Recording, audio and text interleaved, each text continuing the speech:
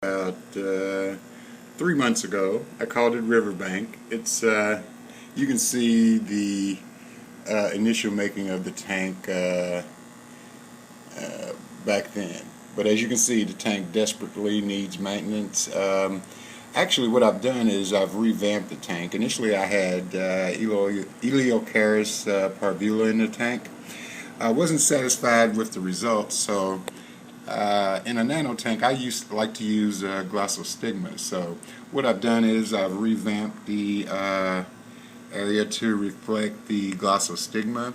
I've tried a couple of things in this tank. I've tried Eleocaris parvula, Eleocanthus callictroides, which is HC. And I'm going back to what I normally use in a nano aquarium, which is the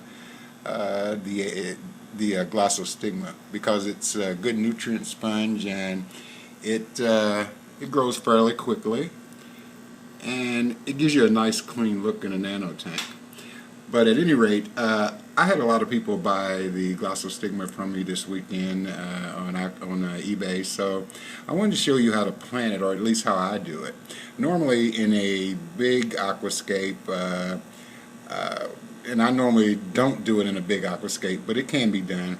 I let it grow to about 3 inches, especially if I plan on selling it. And the reason I do is because it makes it a lot easier to plant. Keep in mind, this is a stem plant. This isn't any type of vine or anything. It's simply a stem plant.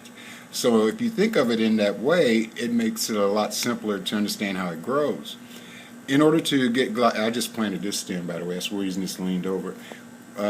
When you plant Glossostigma, I planted, as I said, the stems. If you bought it from me, you'll receive stems that are probably 2 to 3 inches in height, and it makes it a lot easier to plant, and it's rooted. So it's easy to separate the stems.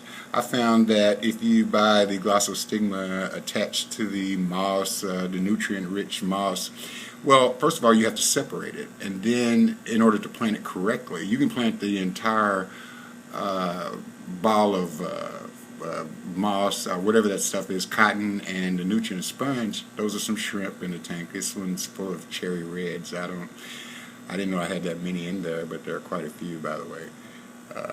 Those are males, by the way. I also have rummy nose tetras. I just added those. I needed to increase the bio load in the tank, because actually the only fish that were in the tank were 2 Epipletes annulatus, and I believe they're cowering in the corner somewhere. But at any rate, back to the Glossostigma. I planted in individual stems, and there's a little algae growth on it. But as I said, I planted 5 days ago. Okay, as you can see, most of the stems are reacting to the environment. Of course, I use CO2 on this tank, and so most of the stems are recovered and are starting to perk up. At this stage, it's relatively easy to get them to grow. It just depends on how you want them to grow. If you want them to grow flatter to the substrate, there's a way of doing that, and I'm going to demonstrate that tonight. Also, in terms of planting, it's very easy to plant Glossostigma. As I said, it's planted as a stem plant. I'm going to try to demonstrate that. One moment.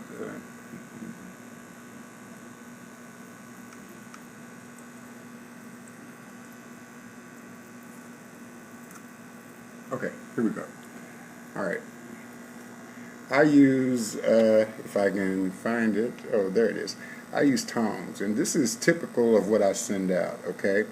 And I'm not going to demonstrate planting it, but I think you get the idea. You have to plant it and stick it into the gravel vertically. Make sure it's vertical, and it's very easy to do, especially if you're using soft substrates like ADA, Amazonia. I've got an underlayment of fluorite in this tank. I don't use pure ADA soil, but I do use it, especially in nano tanks, but I use it as the top layer, perhaps the final inch. I like the layer of fluorite because it gives you a better, I don't know, the substrate's a lot cleaner. ADA soil, you have to do a lot of water changes with it initially, and it's a little cumbersome, and that's why I have a little algae growth in this tank, because I wasn't keeping up with the water changes. However, anyway, back to the Glossostigma. But that's the way you plant it. You get the idea. You go straight into the gravel, and it's relatively easy. Okay, the next consideration in taking into planting Glossostigma is how you want it to grow. Most people like the matted type growth where it's laying very close to the surface, and you can achieve that once the plant gets established. Now, I wouldn't mess with Glossostigma at this stage for about another week, okay? It'll be firmly rooted into the substrate, and about 2 weeks. It takes about 2 weeks to get firmly attached to the substrate, and once it's done that, then you determine the height of how you want, or determine how you want it to grow. I personally like a thick layer of Glossos, so I usually leave it about maybe a ½ inch. In this tank, I'm going to leave it about a ½ inch. And how I do that is I simply take, I take the Amazonia powder, which is available online and it's relatively cheap. And what I do is I fill around the plant with the Amazonia powder until it reaches, let me show you that again, that was a muff up on the video. I don't know what I was filming, but it obviously wasn't the Amazonia powder going over the plant, so I'll re-demonstrate that. But I think you get the idea.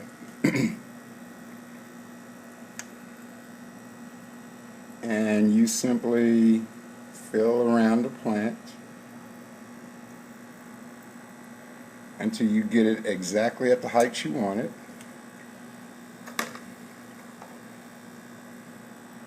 And that's where it'll grow. So you see here, let me get the tongs down here. Okay, you see here how the height has changed on the plant. And you notice the powder effect of the Amazonia powder, and that's how, and you gotta clean it off a little bit.